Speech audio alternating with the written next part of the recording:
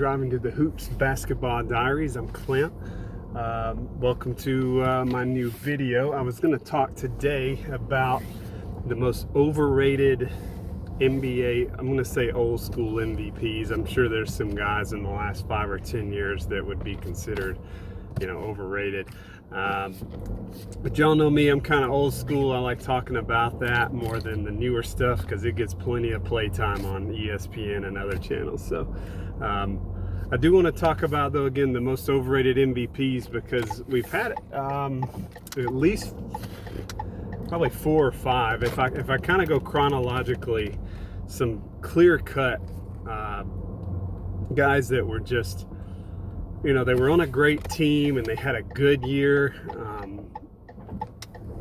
but maybe not statistically that great, and they never, maybe weren't dominant in a lot of ways.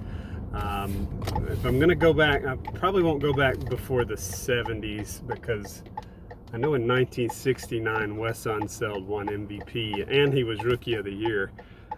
One of 2 players to do that, which is great on him, and he was a valuable player, but I'd have to get into some stats to really look at that. It's kind of one of those weak years, I feel like, and they were on a good team, and back then the way they voted on it, a lot of times it was who had a great team and that kind of thing, who was key players there, which is important. I'm not knocking that at all. But so the first guy that comes to mind was in 1973, and it was Dave Cowens for the Boston Celtics. I think he was about 20 points a game, in the about 15 rebounds a game. He had a good season, no question about it. Boston was good, had a great record. But if you look back in 1973, there's several players that probably could have and should have won it, and by today's standards they probably would have. But when you're looking at guys like Kareem, who averaged over 30 a game, up around 15, 16 rebounds, and this, you're going to hear Kareem a lot, because if he didn't win it, then there had to be a really good reason for him not to, back in the 70s. But there was a couple of players that had a really solid season, and the first one that comes to mind again was Kareem. But the guy, I feel like that his team wasn't that good, but he did something unprecedented in the history of NBA, especially a guy, such a small statured person, and dominated statistically. When you're talking about Nate Archibald, or Tiny Archibald is his nickname, this guy averaged 34, 35 points a game and 11 assists a game, leading the league in both categories. Never been done since then. Probably won't ever happen again. That just takes a whole special type of player. But again, in him being so small, at 6'1", if that, they say he was shorter than that. He was not someone that was intimidating in any way. He was super quick, had a nice shot, could get to the basket, and could dish the ball, obviously. So 1973, Dave Cowens, for me, he's out. I would go, probably realistically, Kareem was the most valuable player. But when you're looking at something that's unprecedented, I love Tiny Archibald's leading the league in scoring and assists per game in the same season. So the next player, again, kind of a sticking with the theme, I guess, sort of a lead-footed center from the 70s, and love this guy as a person. I think he's been a great announcer. He's humanitarian, just a great guy. Bill Walton in 1978, the 1978 season, he won MVP, and he only played 58 games. And his statistics weren't staggering. He was up around 18, 19 points a game, really solid rebound numbers in the teens. Portland was the defending champions. If anything, he probably should have won it the year before, but not 78. And maybe they would have repeated champions if he hadn't got hurt. But there was several players, in my opinion, that season that should have been picked over him. And for one, obviously, Kareem averaged really high numbers, good rebound numbers, good scoring. The only knock against Kareem that season is he also missed 20 games, which still put him at about 62 games. So realistically, that nulls that argument. Well, he missed too many games. Well, so did Bill. So what was holding them back from voting Kareem in? I'm not really sure. I would have liked to have seen George Gervin walked away with an MVP, and David Thompson. Both had great seasons. They were virtually identical in scoring that year, with Gervin topping Thompson in the last game of the season when he had that historical 63-point game, scoring 52 or 53 in the first half. So as a shooting guard. But anyway, Bill Walton winning it that season, I'm not buying it. I don't appreciate that award being given to him that season. Again, maybe the year before when they won the championship, he played more games and all that kind of stuff, but not 1978. And so the next guy, down this couple of years later, several years later, in 1989-90, Magic wins MVP over Michael Jordan, who averaged 34 points, seven assists and 6 rebounds, or vice versa. I can't remember off the top of my head. Had a monster season. They won 55 games. I'm not a Jordan jocker. I'm not always like Jordan's the greatest, but he was the greatest that year, and he had some great numbers on a good team.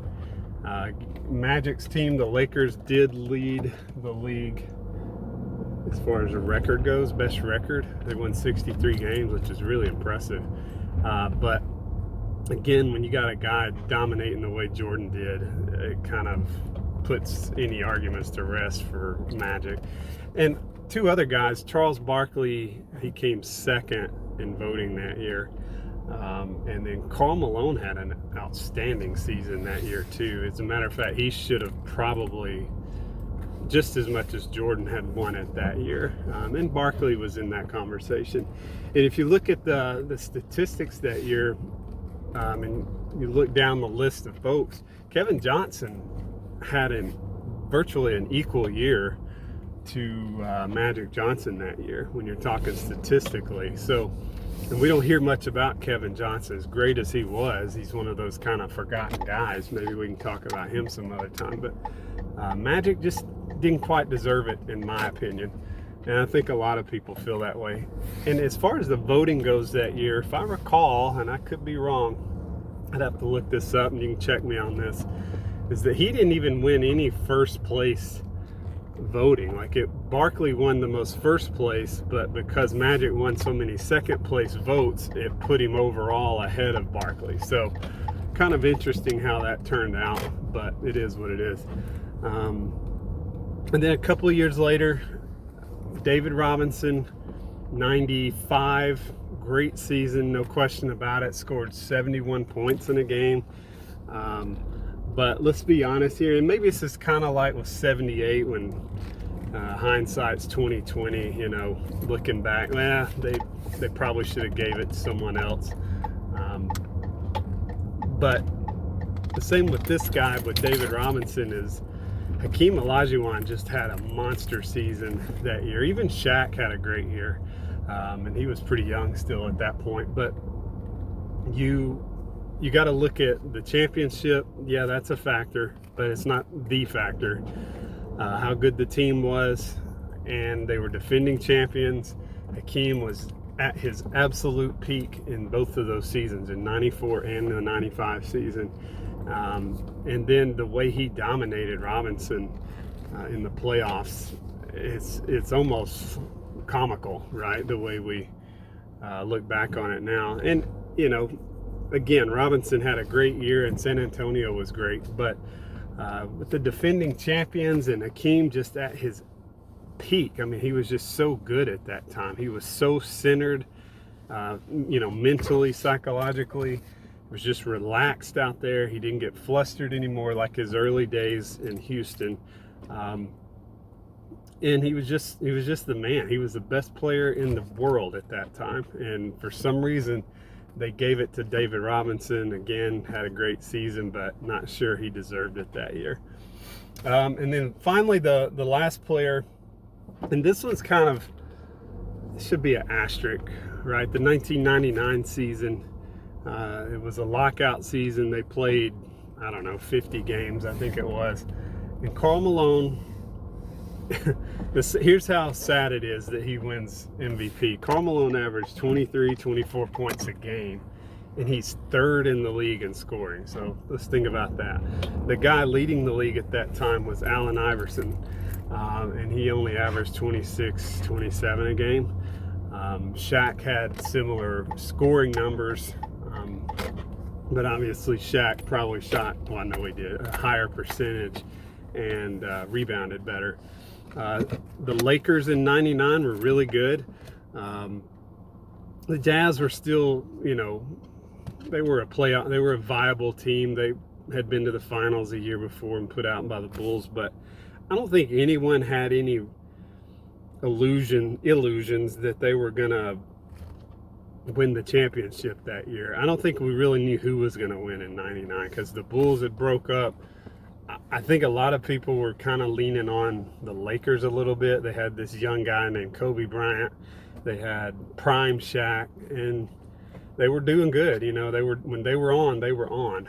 They had a couple of pieces that threw the whole thing off a little bit, and maybe not the best coach at the time, but things were working out for them eventually.